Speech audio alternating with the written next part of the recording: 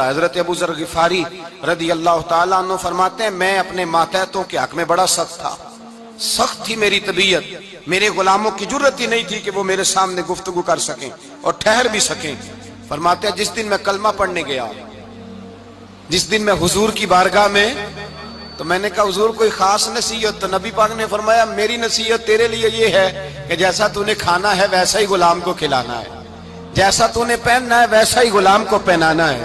حضرت ابو ذر کہتے ہیں جو میرے اندر کمی تھی وہی میرے نبی نے نصیحت کر دی، جو میرے اندر کوتاہی تھی وہی غیب جاننے والے رسول نے بتلا دی۔ فرماتے ہیں میں گھر گیا، جب میں جاتا تھا تو ملازموں کا سانس خشک ہو جاتا تھا، وہ کانپنے ہانپنے لگتے تھے کہ جانے اب یہ کیا کرے گا۔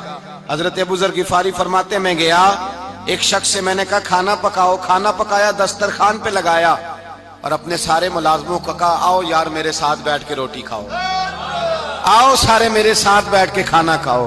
فرماتے ہیں انہوں نے کھانا کھایا، پھر میں ان کو بازار لے گیا، جیسے کپڑے میں پہنتا تھا ویسے میں نے ان کے لیے بھی خریدے۔ فرماتے ہیں میرے غلام کہنے لگے آقا خیر تو ہے نا، خیریت تو ہے نا، کیا ہوا؟ مزاج مبارک تو ٹھیک ہے، کیا ہو گیا؟ اور یہ جو ہم فضا کو اتنا خوبصورت دیکھ رہے ہیں اور یہ جو ہم اتنی پیاری ریم جھیم برستی دیکھ رہے ہیں، یہ جاری رہے گی یا ایک دن کی ہے؟ تو حضرت ابو ذر غفاری رو پڑے، کہنے لگے اب تمہیں ابو ذر غفاری بدلا ہوا ملے گا، اس لیے کہ اب میں وہ نہیں رہا، اب میں رسول اللہ کا کلمہ پڑھ کے غلام مصطفیٰ بن گیا ہوں، اب میں بدل گیا ہوں، میری طبیعت بدل گئی۔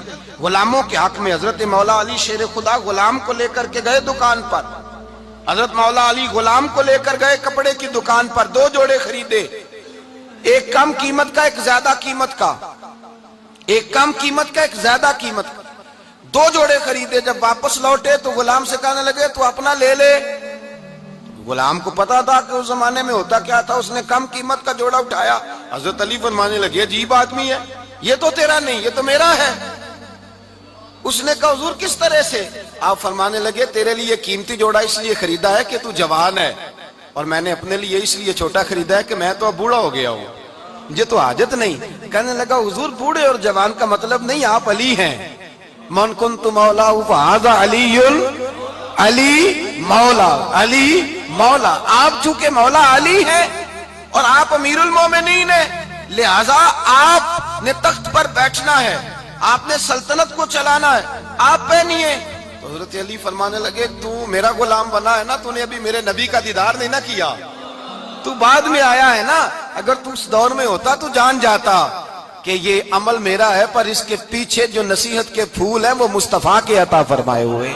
تو بھائی یاد رکھیں نبی کریم سید عالم صلی اللہ تعالی علیہ وآلہ وسلم نے تعین فرمایا مزدور کے حقوق کا، تعین کیا۔ حضرت حکیم بن حزام کہتے ہیں میں حضور کی بارگاہ میں بیٹھا تھا تو نبی پاک صلی اللہ علیہ وسلم سے میں نے کہا یا رسول اللہ آپ کو کون سا آدمی پسند ہے، کون سا محنت کرنے والا پسند ہے؟ تو حضور نے فرمایا جس کے دونوں ہاتھ کام کریں، دونوں پیر چلیں اور اس کی پیشانی پر پسینہ آئے، وہ بندہ مجھے بڑا اچھا لگتا ہے۔ جس کی پسینہ آئے، آج لوگ مزدوری نہیں کرتے، دائیں بائیں دیکھتے ہیں، لوگ اپنے اندر وہ توانائی، وہ غیرت، وہ خودداری پیدا نہیں کرتے۔ بھائی گردن کو جھکا دیتا ہے خیرات کا پتھر، جہاں میں مانگنے والوں کے سر کبھی اونچے نہیں ہوتے۔ اور ایک بار کہنے لگے غیرت ہے بڑی چیز جہاں نے تگ و دو میں، پہناتی ہے یہ فقر کو تاج سردارا۔ اپنے اندر یہ توانائی پیدا کرنی چاہیے، یہ کوشش کرنی چاہیے۔ میرے نبی کریم صلی اللہ علیہ وسلم نے فرمایا تمہارے بعض گناہ ایسے ہیں جو صرف تم مزدوری کرنے جاؤ گے تو اللہ تمہاری مزدوری کی وجہ سے ہی تمہارے گناہ معاف فرما دے گا، اللہ تمہاری محنت اور کوشش کے سبب سے تمہاری ان غلطیوں سے درگزر فرمائے گا۔ حبیب کریم سید عالم صلی اللہ علیہ وسلم نے فرمایا مزدور جب قیامت کے دن آئے گا، بھئی عالم تو آیا، صوفی تو آیا، درویش تو آیا، صحابہ تو آئے، ان کا آنا تو شفاعت کے لیے شمار کیا گیا۔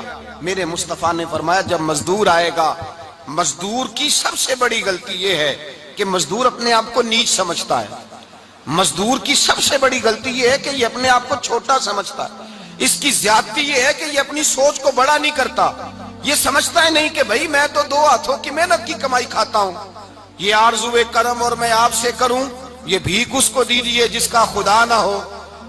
मजदूर की ज्यादती ये है कि ये अपने आप को छोटा जानता है। मेरे मुस्तफा ने फरमाया जब मजदूर मेहनत करने वाला कयामत के दिन आएगा तो उसका चेहरा इस तरह चमकेगा जिस तरह 14वीं का चांद चमका करता है। इस कदर उसका चेहरा चमकेगा जब आएगा वो सुबह कयामत।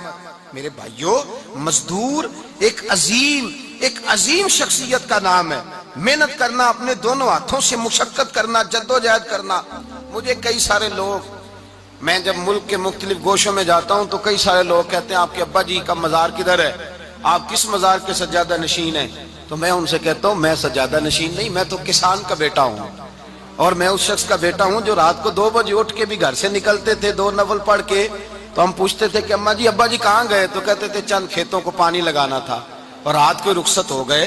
फख्र की बात है, ये एजाज की बात है, ये एजाज की बात है। हमने सारी जिंदगी उनके हाथ पे छाले देखे, लेकिन बात लफ्ज जुबान पर यही देखी कि बेटा इज्जत वाला वही होता है जो अपने हाथों से मेहनत करके रोजी खाया करता है।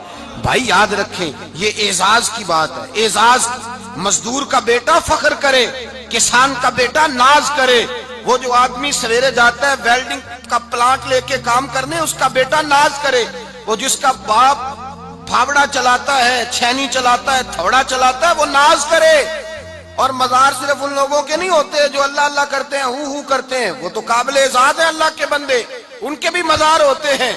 मजार वो भी होता है जिसको मेरे मुस्तफा ने फरमाया अल कासिबु हबीबुल्लाह, जो मेहनत करता था, हाथों से जद्दोजहद करता था, वो भी तो अल्लाह का दोस्त है ना, उसका भी तो मजार है ना, उसकी भी तो कब्र पुर अनवार है जो अल्लाह का महबूब होके गया। तो भाई अपना एजाज जाने, समझे इस बात को। मेरे मुस्तफा करीम सल्लल्लाहु अलैहि वसल्लम मजदूर को इज्जत देते, वकार देते, और जो हुजूर के घर में खादम होते उनकी नाज बर्दारी करते। हमारे घर में जो बीबी बर्तन धोती है वो हमारे साथ बैठ के रोटी नहीं खा सकती, उसको ये इजाजत नहीं होती। हमारा जो मजदूर होता है ना, एक साहब कहने लगे ये बच्चा मेरे पास काम करता है, इसके अब्बा जी भी करते थे। तो मैंने कहा इसका मतलब ये है कि तुमने आगे नहीं बढ़ने दिया, तुमने कहा मजदूर ही रहना सारी जिंदगी, यही रहना मेरे पास, आगे ना बढ़ना। मेरे मुस्तफा करीम सैयद आलम सल्लल्लाहु अलैहि वसल्लम के पास जो लोग काम करते थे, मेहनत करते थे, मुशक्कत करते थे। हमारा मुलाजिम डरता है, कांपता है, वो बात करता है तो साहब जी कहते कहते जुबान थकती है, 100 दफा मूड को देखता है, गालियां खाता है बेचारा, उसकी इज्जत नफ्स को उछाला जाता है, उसको रुसवा किया जाता है, और वो बेचारा रात को रजाई में मुंह दे के रोता है कि यार मेरे नसीब सिर्फ इसलिए कमजोर हैं कि मैं गरीब के घर में पैदा हुआ हूं।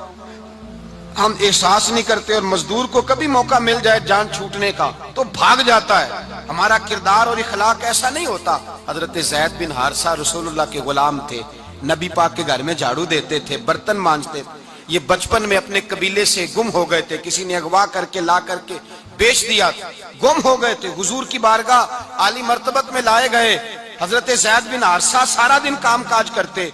कोई आदमी आया उनके इलाके का, मक्का मुकरमा, उनको पहचान कर वापस गया उनके कबीले में और जाके बतलाया कि तुम्हारा बेटा तो मोहम्मद इब्ने अब्दुल्लाह सल्लल्लाहु अलैहि वसल्लम के पास। उस वक्त हुजूर ने भी अल्लाह ने नबूवत नहीं फरमाया था। इनके वालिद हारिसा चचा लेने आए और नबी पाक के पास आए तो 2 थैलियां शर्फियों की भर के लाए। कहने लगे हुजूर ये पैसे ले लें, 2 थैलियों में पैसे डालें, दिनार है, दिरहम है, हुजूर ले लें, हमारा बेटा दे दें। नबी पाक सल्लल्लाहु अलैहि वसल्लम ने फरमाया तुम्हें गलती लग गई है, पैसे पीछे हटाओ, मैं ज़ैद को बुलाता हूं, मैं ज़ैद को, इधर देखिएगा, मैं ज़ैद को, मैं उसे बुलाता हूं, अगर वो जाना चाहे तुम्हारे साथ तो मुझे एतराज नहीं, ले जाना। चचा और बाप कहने लगे आप अजीब बात करते हैं, वो गुलामी छोड़ के नहीं जाएगा। आप अजीब बात करते हैं, वो मजदूरी छोड़ के बादशाही इख्तियार नहीं करेगा। हम खाते पीते लोग हैं, उसकी माँ तरस गई है उसको मिलने को, बहनें रोती हैं, वो जाएगा नहीं। मेरे हबीब ने फरमाया तुमने अभी ये जायका चखा नहीं, तुम्हें इसका पता नहीं, तो मैं बुलाता हूं, अगर जाना चाहे तो पैसों की जरूरत नहीं, ले जाना। हजरत ज़ैद को पैगाम दिया, आए, हुजूर ने फरमाया वो तुम्हारे वालिद खड़े हैं, वो चचा हैं, लेने आए हैं। जनाबे ज़ैद गए, बाप के गले से लगे, बिछड़े हुए बाप बेटा एक दूसरे को मिलके खुल के रोए। का बेटा तेरी माँ की आंखें पत्थर हो गई तेरा रास्ता देख के, तेरी बहनें तरसती हैं तेरे चेहरे के दीदार को بیٹا وہ گلیاں بھی روتی ہیں جن میں تو کھیلا کرتا تھا، پر اب فکر کی بات کوئی نہیں، اب کوئی پریشانی نہیں، میں پیسے لایا ہوں تجھے لے جاؤں گا۔ نبی پاک صلی اللہ علیہ وسلم نے دیکھا نا جب باپ بیٹے کی گفتگو ہو گئی، آنسو بہ گئے، بوجھ ہلکے ہو گئے، تو میرے کریم نے فرمایا زید اگر تم چچا کے ساتھ والد کے ساتھ جانا چاہو تو میری طرف سے اجازت ہے، تم جا سکتے ہو۔ یہ لفظ کہے تو جناب زید دوڑ کے حضور کے قدموں میں آ کے بیٹھ گئے، حضور کے قدموں میں بیٹھ گئے، اور گویا فاضل بریلوی علیہ رحمہ نقشہ بیان کرتے ہیں، کہنے لگے تیرے قدموں میں رہوں غیر کی ٹھوکر پہ نہ ڈال، میں جھڑکیاں کھاؤں کہاں چھوڑ کے صدقہ تیرا، اور تیرے قدموں میں جو ہے غیر کا منہ کیا دیکھے، کون نظروں پہ چڑھے دیکھ کے تلوا تیرا۔ کہنے لگے حضور میں نے نہیں جانا، میں یہیں رہوں گا۔ چچا اور باپ نے دیکھا تو کہنے لگے بیٹا تو غلامی چھوڑ کے نہیں جائے گا، تو ملازمت چھوڑ کے بادشاہی میں نہیں جائے گا۔ تو آپ کے والد کو آپ فرمانے لگے ابا جی ذرا 2 گھڑیاں یہاں رہ کے تو دیکھیں، یہاں 2 گھڑیاں رہ کے تو دیکھیں۔ فرمایا یہاں ملازموں کا وہ اعزاز ہے جو شہزادوں کا ہوا کرتا ہے، یہاں خادموں کی وہ عزت ہے، اور پتہ پھر ان کو مقام کیا ملا، یہ واحد صحابیاں جن کا نام اللہ نے قرآن پاک میں بیان فرمایا ہے، نام اللہ نے قرآن مجید میں بیان فرمایا۔ حضور کا اپنے غلاموں کے ساتھ جو تعلق تھا، اپنے ملازموں کے ساتھ جو رشتہ تھا، بڑا آدمی آتا ہے نا، بڑا آدمی تو لوگوں کی سانس سوکھ جاتے ہیں، اٹھ کے ملتے ہیں، بڑا کچھ کرتے ہیں۔ مزدور آتا ہے تو لوگ اوے کہہ کے پکارتے ہیں، ان کو خبر ہی نہیں کہ اس شخص کا اعزاز کتنا ہے۔ حضرت انس بن مالک رضی اللہ تعالیٰ عنہ فرماتے ہیں میں چھوٹا سا تھا، میری اماں مجھے حضور کے گھر چھوڑ گئی، میں نے 10 سال نوکری کی نبی پاک کی۔ کتنے سال بولیے؟ 12ویں دن لوگ کہتے ہیں بس بھائی ختم ہو گیا، اب فرینکنس ہو گئی ہے، اب جو مرضی تیرے ساتھ کریں گے۔ 10 سال نوکری کی میں نے، لیکن جناب انس فرماتے ہیں نبی پاک نے کبھی مجھے اف تک بھی نہیں کہا تھا، اف تک بھی نہیں کہا تھا، اف تک بھی۔ حضور نے بھیجا جاؤ فلاں آدمی کو بلا کر کے لاؤ۔ حضرت انس بن مالک رضی اللہ تعالیٰ عنہ فرماتے ہیں میں بلانے گیا، بچہ تھا چھوٹا سا، رستے میں بچے کھیل رہے تھے تو میں ان کے ساتھ کھیلنے لگا، محو ہو گیا، مجھے پتہ ہی نہ چلا وقت کا۔ حضور نے جب مجھے بھیجا تو فرمایا جلدی جانا اور جلدی آنا، اب مجھے خبر ہی نہیں، بڑی دیر ہو گئی۔ حضور وہاں انتظار کر کر کے خود تشریف لائے، کہتے جب نبی پاک آئے تو میں بچوں کے ساتھ کھیل رہا تھا، حضور نے جب مجھے کھیلتے ہوئے دیکھا، میری اچانک نظر پڑی تو میرے ہوش اڑ گئے۔ حضور نے تو کہا تھا جلدی آنا، اور میں یہاں کھیلنے لگا، یہاں اتنا الجھا کہ مجھے خیال نہیں رہا کس کام آیا ہوں۔ حضرت انس فرماتے ہیں میں ڈرنے لگا، جیسے جیسے حضور قریب آتے میری ٹانگیں کانپتی۔ فرماتے ہیں جب نبی پاک قریب آئے تو قربان جاؤں معصوم آمنہ کے، فرماتے ہیں حضور نے میری گردن پہ تھپکی دی، اور حضور نے ہنس کے فرمایا او بھائی لگتا ہے تو کھیل میں گم ہوا ہے تو تجھے یاد ہی نہیں رہا میں نے کس کام بھیجا تھا، تجھے یاد ہی نہیں رہا۔ کہا یا رسول اللہ صلی اللہ علیہ وسلم میں بھول گیا تھا، میں ابھی جاتا ہوں۔ کیا انداز ہے، کیا شفقت ہے، کیا رنگ ہے۔ حضور میں ابھی گیا اور ابھی آیا۔ نبی پاک نے فرمایا نہیں یار تو کھیل میں خود ہی چلا جاتا ہے، تو کھیل یہاں میں خود جاتا۔ یہ اعزاز، یہ فضیلت، یہ درجہ کس نے ذروں کو اٹھایا اور صحرا کر دیا، یہ کس نے قطروں کو ملایا اور دریا کر دیا، یہ کس کی حکمت نے یتیموں کو کیا در یتیم اور غلاموں کو دنیا بھر کا مولا کر دیا، یہ کس نے اتنا۔ میرے بھائی مزدور کو حضور نے اعزاز دیا، نبی پاک اپنے ہاتھ سے کام کرنے والے کے ساتھ اس نے سلوک کرتے، محبت کرتے، پیار کرتے۔ ایک بوڑھی اماں تھی جو مسجد میں جھاڑو دینے کی مزدوری کرتی تھی۔ کیا کام کرتی تھی؟ دعا کریں اللہ ہم سب کو مسجد کی صفائی کی توفیق عطا فرمائے۔ بوڑھی اماں تھی، مسجد کی صفائی کرتی تھی، نوکری کرتی تھی، بیمار ہو گئی، بخاری شریف میں موجود ہے۔ اللہ کے محبوب صلی اللہ علیہ وسلم روز تیمارداری کرنے جاتے۔ ایک وقت ایسا آیا کہ دن میں 2 مرتبہ حضور تیمارداری کرنے جاتے۔ ایک شام نبی پاک نے فرمایا اس کا انتقال ہو جائے تو مجھے اطلاع کرنا۔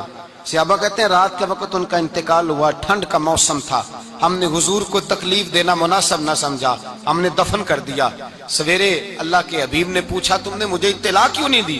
حضور سردی بڑی تھی۔ کون جاتا ہے مزدوروں کے جنازوں میں؟ کون جاتا ہے مزدوروں کے جنازے میں؟ یہاں تو اب جنازے بھی سیاسی ہو گئے ہیں، اب تو کوئی بہت بڑا امیر آدمی فوت ہو جائے تو وہاں رش ہوتا ہے، وہاں رش ہوتا ہے۔ غریبوں کا تو جنازہ بھی کوئی نہیں پڑھتا۔ حضرت جناب سیدنا ابو ہریرہ رضی اللہ تعالیٰ عنہ فرماتے ہیں حضور نے فرمایا مجھے اطلاع کیوں نہیں دی؟ تمہیں اس کے اعزاز کا نہیں پتا؟ وہ مزدور تھی مسجد میں جھاڑو دیتی تھی، تم نے خبر ہی نہیں دی؟ حضور وصال ہو گیا، فرمایا چلو مجھے بتاؤ قبر کہاں ہے؟ حضور سارا کچھ جانتے ہیں لیکن یہ ساری تمہید اس لیے بیان کی کہ ایک مزدور کی شان واضح ہو جائے۔ فرمایا بتاؤ قبر کہاں ہے؟ صحابہ کہتے ہیں ہم قبر پہ لے گئے تو میرے نبی نے فرمایا صفے بناؤ میں دوبارہ جنازہ پڑھاؤں گا۔